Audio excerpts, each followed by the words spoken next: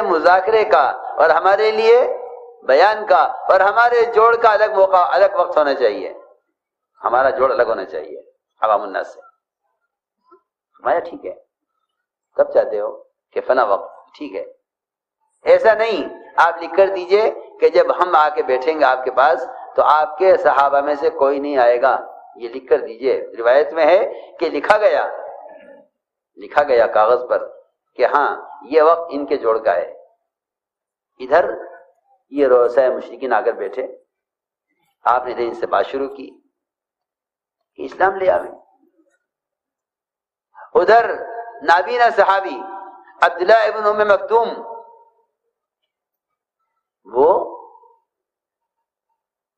نابینا تھے, اندھے, نظر نہیں آتا تھا, دروازے پر سے چیخے علمنی یا رسول اللہ مما علمک اللہ, اللہ نے جو آپ کو سکھلایا ہے مجھے بھی سکھلا دیجیے. حضور اکرم صلی اللہ علیہ وسلم کو ان نابینا صحابی کے آنے سے ناگواری ہوئی, اور اس لیے ناگواری ہوئی کہ بھئی یہ وقت ان کے ساتھ بیٹھنے کا ہے, تم کسی دوسرے وقت آ جانا, تم تو اپنے ہو, ساتھ ہو, اسلام لا چکے ہو, تمہیں اس وقت آنے کی کیا ضرورت تھی. اللہ کی شان یہ کہ اللہ تعالیٰ اس موقع پر نابینا کو لائے. کوئی اگر بینا ہوتا وہ اسے دیکھ کر واپس ہو جاتا کہ یہ وقت ہمارا آنے کا نہیں ہے, یہ وقت ان کے لیے ہے. لیکن نابینا صحابی, انہیں نہیں معلوم کیا وقت ہے اور کیا ہو رہا ہے. آپ کی پیشانی بل آ گئے, اللہ تعالی نے اسی پر عبسہ نازل کی. یہ چیزیں قرآنوں کے سمجھنے کی بھی ہیں, اور یہ سارے اصول اور ضابطے امت کی اجتماعیت کے ہیں.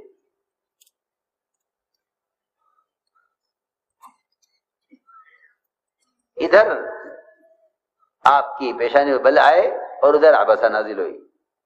اللہ نے آپ کو تنبیہ کی کہ نبی جی آپ نے کیا کیا. جن میں استغنا ہے ان کی کوشش, اور جو طلب لے کر آ رہے ہیں ان سے آپ کی پیشانی میں بل آ گئے. میں اس سارے واقعے سے صرف یہ سمجھاؤں کہ حضور اکرم صلی اللہ علیہ وسلم اجنبی سے اجنبی آدمی کو, غیر سے غیر آدمی کو چاہتے تھے کہ یہ کسی طرح تمہارے درمیان میں رہے, تمہارے درمیان میں رہے. یہاں تک بھی فرمایا ہے وَإِنْ أَحَدٌ مِّنَ الْمُشْرِكِينَ اسْتَجَارَكَ فَأَجِرْهُ حَتَّى يَسْمَعَ كَلَامَ اللَّهِ. اللہ اکبر. کہ تم انہیں اپنے ماحول میں لاؤ. اگر تم سے پناہ چاہتے ہیں پناہ دو ان کو, تاکہ تمہارے ماحول میں آ کر قرآن سنیں. اس لیے کہ نہیں جانتے ہیں. میرے دوستو عزیزو, میں نے ساری بات یہ سمجھانے کے لیے عرض کی تھی کہ دوسری نسبت وہ قوم اور قبیلے کی ہے, ایک نسبت زبان کی ہے, ایک نسبت یہ قوم اور قبیلے کی ہے. فرمایا کہ ان نسبتوں کے ساتھ دعوت کا کام نہیں چلے گا. ہم تو اللہ مجھے معاف فرمائے ایک ہونے کے بعد اجنبی نظر سے دیکھیں, وہاں غیروں کو اجنبی نظر سے دیکھنے کی اجازت نہیں ہے. وہاں ہر ایک کو اپنا ایک نظر سے دیکھو, اس لیے کہ امت کو جمع کرنا ہے. اس لیے ہم نے عرض کیا کہ حضور اکرم صلی اللہ علیہ وسلم کی دعوت کی جو سب سے بنیادی آپ کی دعوت کا جو بنیادی اصول ہے وہ یہ ہے کہ آپ صلی اللہ علیہ وسلم کسی انسان کا درجہ اس سے کم نہیں سمجھتے تھے کہ آپ اس کو خود دعوت دیں. آپ کسی کا درجہ سے کم نہیں سمجھتے کہ آپ اس کو خود دعوت دیں. اس سے امت بنی تھی. اس سے امت بنی تھی کہ آپ نے قومیت کی اور زبان کی اور علاقائیت کی, ان تمام اور رنگ کی نسبت سے امت کو نکالا. تو ہم نے عرض کیا کہ آپ کی دعوت کا جو سب سے بنیادی اصول ہے وہ عمومیت ہے. وہ عمومیت ہے تاکہ خیر امت میں عام ہو جائے, خیر امت میں عام ہو جائے۔ دوسری بات میں نے شروع میں عرض کی تھی کہ ایک آپس کی اجتماعیت اور دوسرا دعوت کی عمومیت، یہ اللہ رب العزت کی غیبی مددوں کے اترنے کا اصل سبب ہے۔ سن رہے دھیان سے یا نہیں؟ کسی اور کام میں مت لگنا، کوئی حرام کام اس مجلس میں نہ ہو، ورنہ محرومی ہوگی سب کی۔ کسی حرام کام میں مت لگنا۔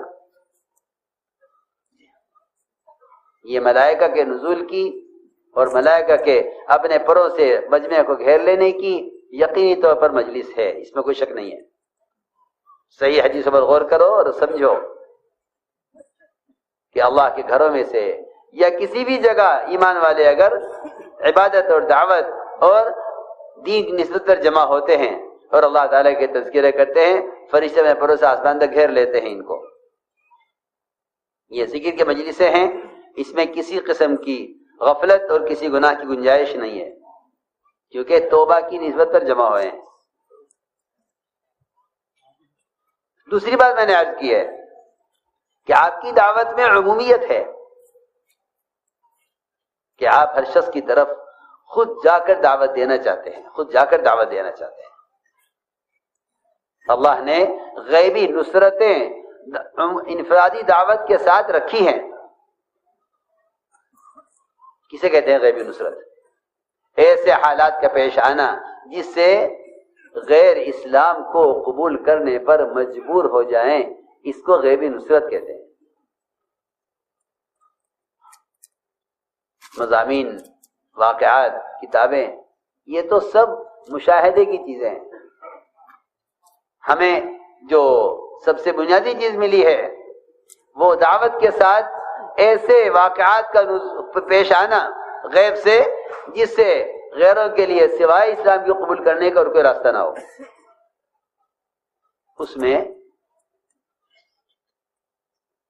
اس کے لیے سب سے بنیادی کام انفرادی دعوت دینا ہے۔ آپ صلی اللہ علیہ وسلم ایک سفر میں تھے، صحابہ آپ کے ساتھ تھے، آپ نے دیکھا ایک آدمی کو گزرتے ہوئے ایک راستے پر، فرمایا کہاں جا رہے ہو؟ اس نے عرض کیا کہ میں اپنے گھر والوں کے پاس جا رہا ہوں۔ آپ نے فرمایا کیا تمہیں ایک خیر کی بات میں کی رغبت ہے؟ اس نے کہا وہ کیا بات ہے؟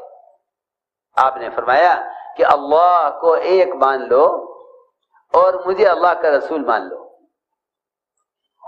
توحید اور رسالت، یہ دو دعوتیں ہیں اصل۔ توحید اور رسالت، ان دو چیزوں کی دعوت اصل ہے، اور ان دو چیزوں کی دعوت میں ہی اصل اللہ تعالیٰ کی مدد ہے، کیونکہ باقی سارے احکام کی دعوت تو بعد کی چیز ہے۔ سب سے پہلے بنیادی بات یہ ہے کہ توحید اور رسالت، ان دونوں کی گواہی دینا، ان کی گواہی دلوانا۔ بلکہ صحابہ کی ایک جماعت نے تو اس کو اپنے عمل میں شمار کیا تھا کہ ہمارا معمول یہ ہے کہ ہم اللہ کی وحدانیت کو بیان کرتے ہیں۔ اس دیہاتی نے فوراً یہ کہا کہ آپ کی اس بات پر کون گواہ ہے جو گواہی دے کہ آپ سچ کہہ رہے ہیں؟ آپ کے ساتھ صحابہ تھے، عبداللہ میں خود فرماتے ہیں، روایت میں ہے کننا معه فی سفرین، ہم آپ کے ساتھ سفر میں تھے۔ فرمایا آپ نے کہ اس وادی کے کنارے پر جو درخت کھڑا ہوا ہے، یہ درخت گواہی دے گا کہ میں اللہ کا رسول ہوں۔ وہاں سے درخت زمین پھاڑتا ہوا آیا اور آپ کے سامنے آ کر کھڑا ہو گیا۔ آپ نے 3 مرتبہ درخت سے گواہی لی، درخت نے 3 مرتبہ گواہی دی کہ بے شک آپ جیسا فرما رہے ہیں بات یہی ہے۔ 3 مرتبہ اس نے درخت نے گواہی دی۔ اس آدمی نے، اس دیہاتی نے براہ راست درخت سے گواہی سنی۔ یہ گواہی سن کر اس نے اسلام قبول کیا اور یہ کہہ کر گیا کہ میں اپنی قوم کو دعوت دے کر انہیں آپ کے پاس لے کر آتا ہوں۔ میرے دوستو عزیزو، اللہ تعالیٰ کی غیبی مددیں وہ انفرادی دعوت کے ساتھ ہیں، بشرط یہ کہ ہم کسی کو اپنی محنت اور میدان سے باہر نہ سمجھیں۔ ہر ایک کو دعوت